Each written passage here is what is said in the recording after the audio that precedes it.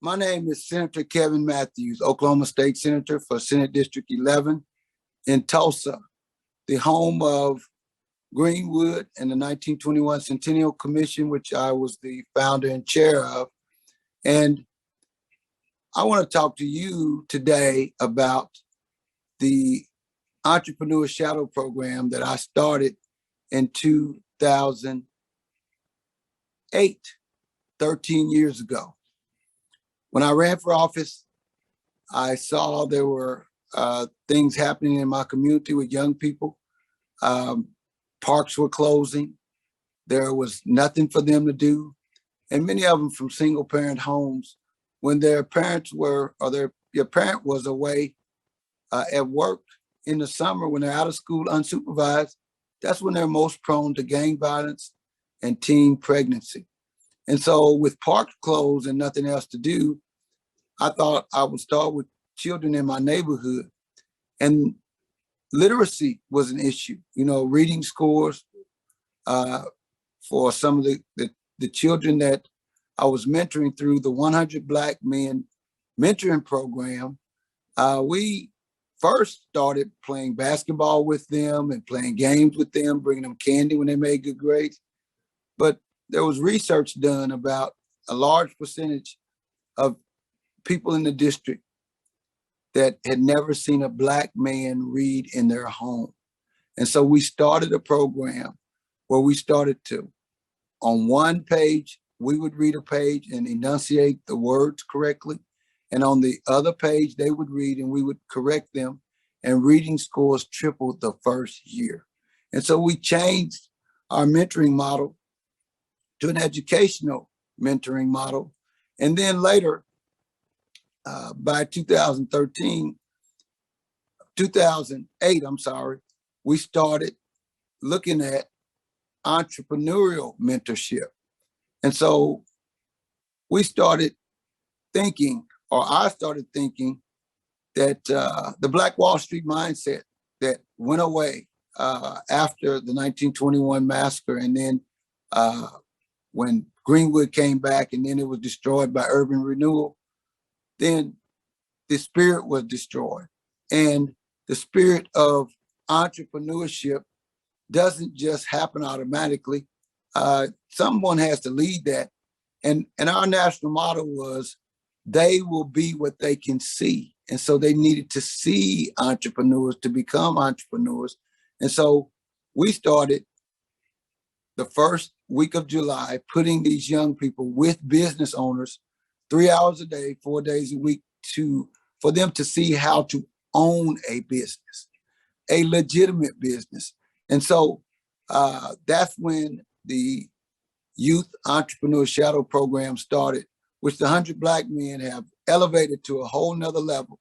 And now we are taking that to another level with the Chamber of Commerce, with the Next Gen program, putting young African Americans with C-level executives to learn to be corporate executives and what board meetings are and what you have to know to run a company. And so my goal is to be the change we want to see and to actually help that to happen, and not hope that it happens, but to help it to happen.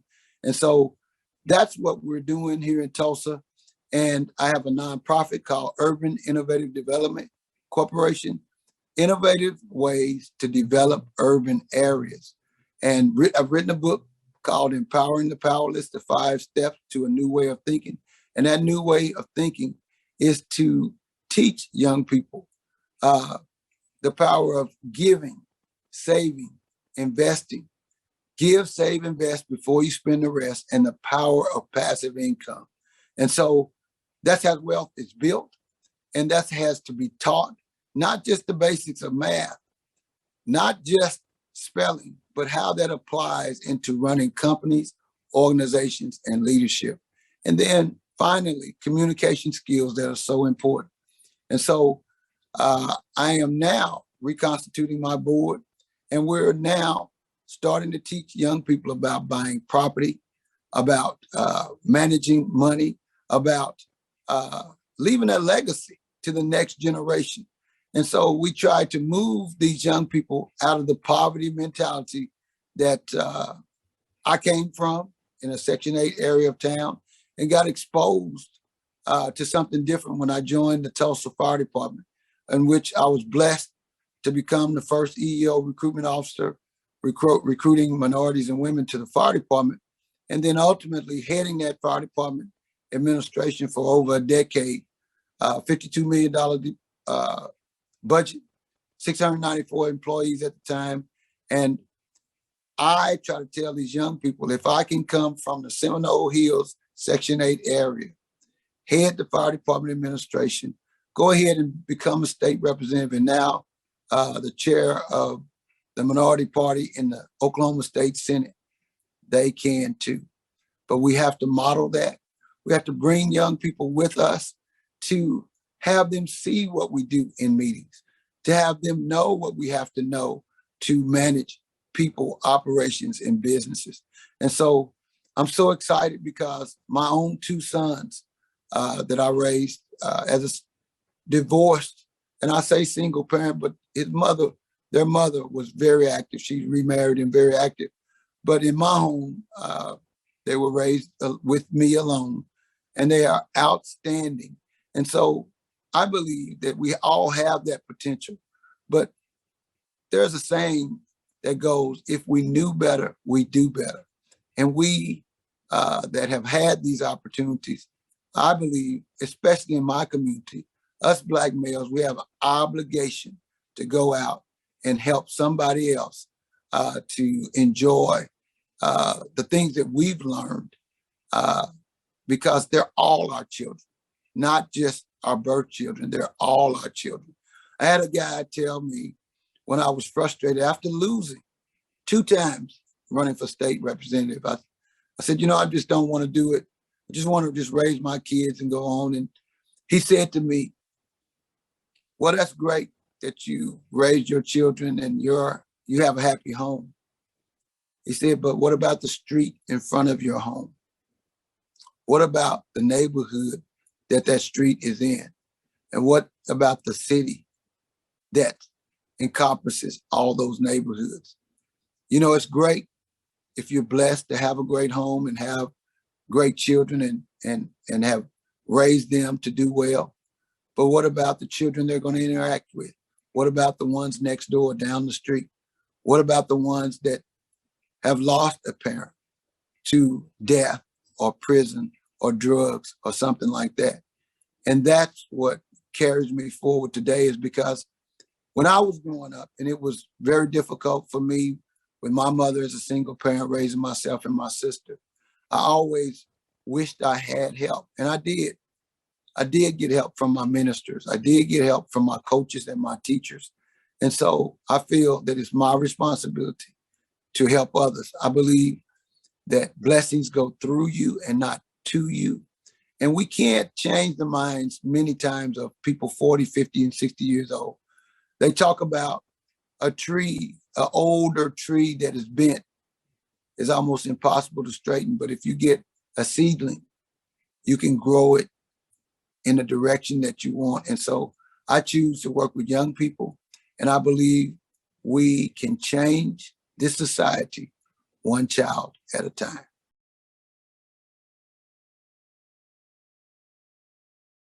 My experience is that you learn more what you teach, and getting out of yourself.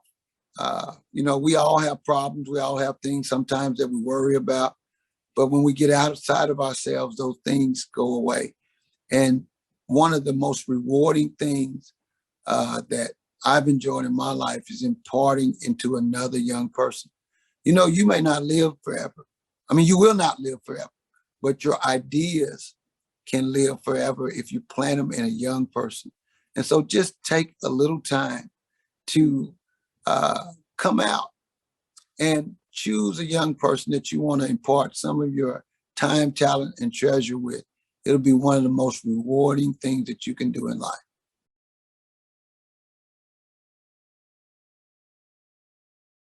Currently, I have about 3 programs. The one that we're doing with the 100 Black men that I started this kind of running on its own now. The organization is taking it to another level. But all of the kids in our program are ages from 14 to 19. We try to start when they enter high school in the 9th grade through graduating in their first year going to college, 14 to 19 years old. And the program's, the Youth Entrepreneurship Shadow program is structured so that it's 4 to 5 weeks, first week of July through the first or second week of August, just before school starts. And we looked at an optimum time that would allow them to be exposed, but not be in the way of the business owners. 3 hours a day, 4 days a week. And so we started this by paying $10 an hour. Now I've raised my latest program to $12 an hour for them to get a little stipend. And just think about this, 12 hours, that's only $120 a week. And for 5 weeks, that's only $600. But it means a lot to a young child in my community to get a stipend at the end of the week. 3 hours a day, 4 days a week, Monday through Thursday, with the business owner. And then on Friday, we bring all the kids together. Now we have between 20 and 30 students, half young women, half young men. And then they come together in a group and then they share. So on Friday is the day that they come together, and then we give them an actual check. We have a CPA that's volunteered his time to give them an actual check, but they have to go 1 hour in a speaking session before they get that check. And that 1 hour, the first hour is for each of them to share about 5 minutes of what they learned in that industry that they were with, so that all of them can learn about each industry. So they all get to share, because part of this is presenting and speaking skills as well. So they get up and they share who they are and what they learned and who they're with and what they learned that week. And so that they all get that information. And then the second hour is a entrepreneur. We have had the person that owns McDonald's, the person that owns a UPS store. And these are African-American kids and African-American business owners in our community, because that's what applies here in North Tulsa. Tropical Smoothie Cafe, Gates Engineering, Jessica Tate Law Firm. And so these people that we have put the children with, we have each one of them come and tell the young people how they started their business, what they had to learn to start their business, how they started their business, answer questions for the second hour. And then we start at 10, and at noon, we give them all their stipends for the weekend. And then we have them repeat, give, save, invest, before we spend the rest in the power of passive income. We tell them that over and over and over, because it's one thing for a young person to be able to earn a high income or have a business that brings in a lot of money. But then the other piece is, what do you do when you start to make money? Because there are people that make $100,000, $150,000, $200,000 a year, and they spend every single dime and are in debt. And so we teach about debt and the danger of debt, the danger of gambling, and what type of pitfalls that you can fall into if you don't save some, give some, and possibly even invest some. Because if you're fortunate enough to live to my age or beyond, then you may want to retire. And so we talk about those kinds of things, because it's the sad thing that we have so many people in our community that know every hip hop person's name, the lyrics to every song and every dance, but we don't know about interest. We don't know about mortgages. We don't know. So we need to have those conversations. It doesn't happen just by happenstance for a person to retire comfortably. It happens by education. It happens by discussion, and it happens by having the discipline to do what's necessary.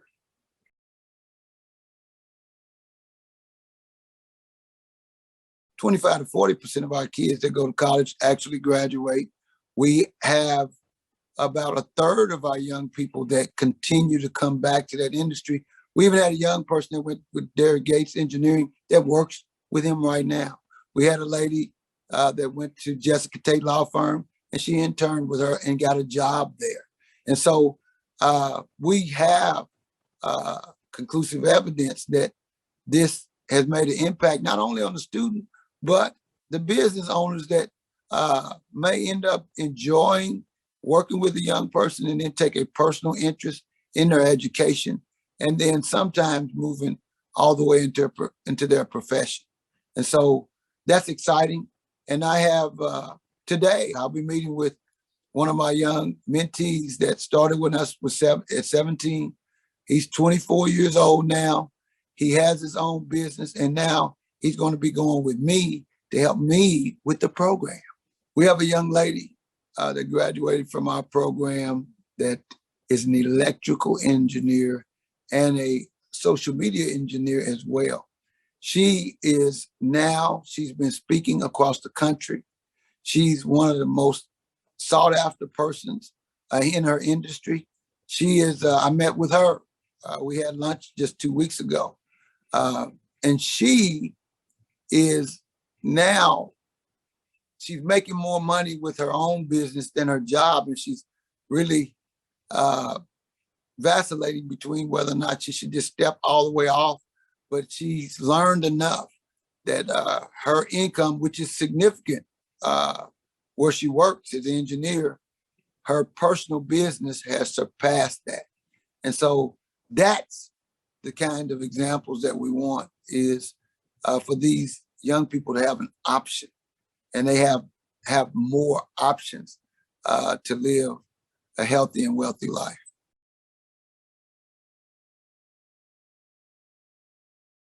The first thing that I did was I had the benefit of running for office. And so I went door to door, knocking on doors and talking to people about what they wanted and what the problems that they saw. And gang violence at the time was part of the problem. And then I asked them what they thought we should do about it. And so, I think that you look at your community and you see what your community needs. For instance, here in the state of Oklahoma, we're trying to reduce the prison population, and we have a workforce problem. And so sometimes the programs that are available, the education that's available, doesn't match the need, and it doesn't match the need of the people in the community. And so I would say have some listening sessions and involve young people. I had a summit where my two sons and their friends, we had a session there where we talked. And this was so interesting when I was running for office. And we have so many smart young people in the community. And we have so many people that are seniors like me that have all the contacts. And what came out of that was they said to me, "Dad, you older people have all the contacts and the money, and we have all the talent, and we have connections, but you won't let us in the room, and you won't give us the contacts and the resources to do the thing. And we've got all the technology and all the things that you need. And if we would work together, we would be more successful." That told me mentoring was important. And so as I talk to you today on this little tripod that my son gave me, I couldn't put the ring light on there because I don't, those are the kinds of things that I need to know to do business today. But if I just kept talking to my old friends, we would have still been trying to be on a typewriter instead of this. And so it benefits us to connect to these young people because it makes us aware of the new things going on, and they need to get into that door. There's a guy, an African-American historian who has the Kinsey. The Kinsey collection is one of the most amazing art collection in the world. And he uses a statement: you have to keep the door open and the ladder down for the next generation. Keep the door open and the ladder down. And so uh, as we climb, we need to reach, and we need to reach back to young people. And so I had a listening session with them and asked them what does that mean? And so when you do that, you get the buy-in and you get the real understanding, because people, one of the most condescending things that you can do is to plan for people and not with them. Meet with the business owners and see what they want, what kind of help they need.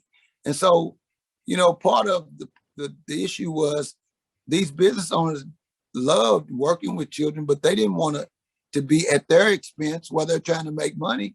So we raised the money to pay the youth ourselves and they don't want to babysit or adopt a child forever, but they will give part of their time, 2 or 3 hours a day at their leisure, to impart their wisdom, and they didn't have to pay for it. They're giving their time, we're giving the treasure, and the young person is bringing their talent. If you're in a rural community, you may need more people that move into agriculture. You may need more people to move into technology. You need to feel the needs of your community, because I don't know if this goes across the United States, but here in Oklahoma, we want some of our greatest and brightest minds to stay. And so that's what we need to think about, is what is it they want that's exciting, that makes them want to stay, and what can the business owners and the leaders in the community offer. And so that's the goal, is to connect those dots that fit your community and the needs of your community, so that it can grow and prosper as we want across the state of Oklahoma.